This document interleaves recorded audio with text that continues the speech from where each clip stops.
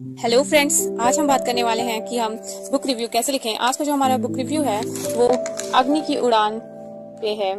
ये अग्नि की उड़ान नामक बुक को एपीजे अब्दुल कलाम ने लिखा है। इस पर बीएड में लिखने के लिए आता है फाइल्स में कि आप इस पे बुक रिव्यू लिखिए। तो आज हम इस पे बात करेंगे कि आपको बुक रिव्यू कैसे लिखना चाहिए। सो स्टार्ट करते हैं। सबसे पहले आपको बुक रिव्यू के लिए आप इस तरह से लिखेंगे, जिसमें आप सबसे पहले बुक के बारे में बताते हैं। बुक में जितने भी भाग दिए हुए हैं, मतलब जितने भी पार्ट्स में आपने बुक को के बारे में लिखा है उसके बारे में लिखते हैं। सबसे पहले बुक का प्रस्तावना लिखेंगे, यानी कि बुक के में जो भी दिया हुआ है उसके बारे में लिखेंगे। उसके बाद आभार, यानी कि लेखक का जो भी आभार व्यक्त करना होता है, क्योंकि वो उनका एक कंट्रीब्यूशन होता है एक तरह से उस बुक में। तो उसके बाद परिचय, सर्वेक्षण, सृजन, इस तरह से उपसंहार तक आते हैं लिखते हुए। तो हम स्टार्ट कर, तो आप ये देखिए, इसे ऐसे ही लिखते हैं बुक रिव्यू को। बुक रिव्यू छोटा भी होता है और काफ़ी ज़्यादा पेज का भी होता है। ये मेरा लगभग 10-15 पेज का है। सो अगर आपके यूनिवर्सिटी में या कॉलेज में बोला गया है कि आप ज़्यादा पेज का लिखिए, तो आपको उसी हिसाब से ज़्यादा कंटेंट इसमें ऐड करना होगा। और इसमें सबसे पहले प्रस्तुतिकरण में इस बुक के बारे में लिखा जाता है।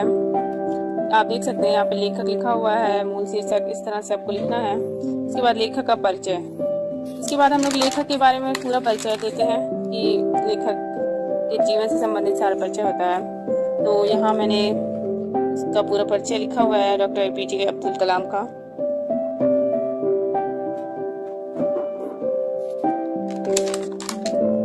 इसके साथ ही साथ आपको उस बुक से रिलेटेड कुछ पिक्चर्स भी ऐड करने को बोला जाता है। तो मैंने यहाँ पे पिक्चर्स लगाए हुए हैं। इसके बाद बुक के ऑथर का हो जाता है परिचय, इंट्रोडक्शन लिख लेते हैं आप। तो उसके बाद आपको लिखना होता है पुस्तक की समीक्षा, यानी कि पुस्तक के बारे में, कि पुस्तक में आखिर लिखा गया है और किस बारे में लिखा गया है, ये आपको बताना होता है।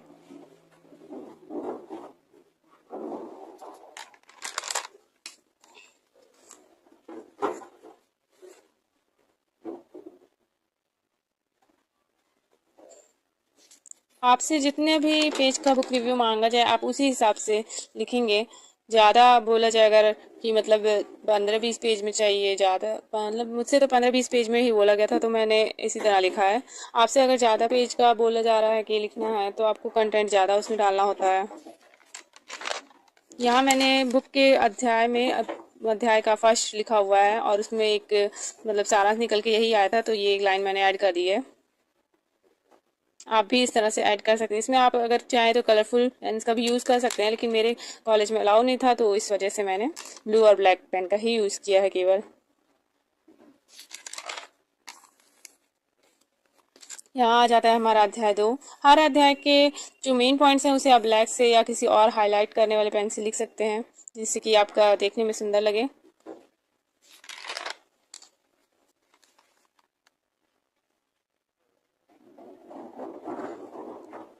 बुक रिव्यू लिखते समय जब आपको फाइल में अपनी फ़ोटो लगाना हो, तो आप ये ध्यान दे सकते हैं कि आप जिस भी बारे में लिख रहे हैं पेज पे, उसी से रिलेटेड कुछ कंटेंट यहाँ पे लगाएं। मुझे उससे रिलेटेड कोई कंटेंट वैसे मिला नहीं, तो इस वजह से मैंने ये कोटेशन ही ऐड कर दिया।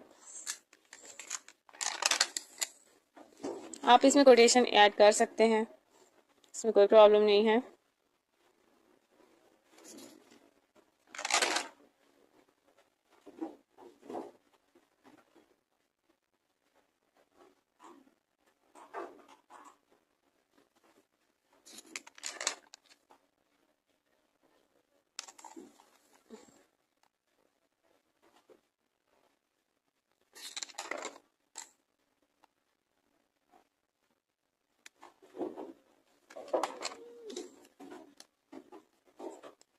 आप बुक में दिए हुए बुक जो मतलब मेन बुक है, आप उस बुक के में दिए हुए फ़ोटोज़ का भी यूज़ कर सकते हैं। आप उनका प्रिंट आउट ले सकते हैं और लगा लीजिए। बस कोशिश यही करिएगा कि जो फ़ोटो जहाँ लगा हो उससे रिलेटेड जब आप बात कर रहे हो, अपनी कॉपी में लिख रहे हो, तो वहीं पे लगाइएगा उसको।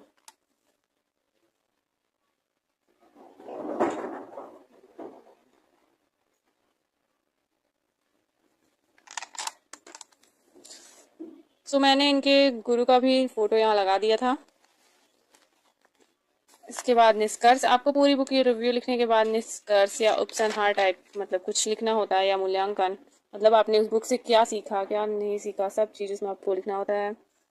शैक्षिक निहितार्थ, इसमें हम ये लिखते हैं कि आप ऑथर से क्या सीख रहे हैं, इस बुक के ऑथर से आप उनके बारे में पढ़ने के बाद आपने क्या सीखा उनके जीवन से, उनकी लाइफ से, उनके इस बुक से। सो फ्रेंड्स, ये था हमारा आज का बुक रिव्यू, अग्नि की उड़ान। Thank you so much.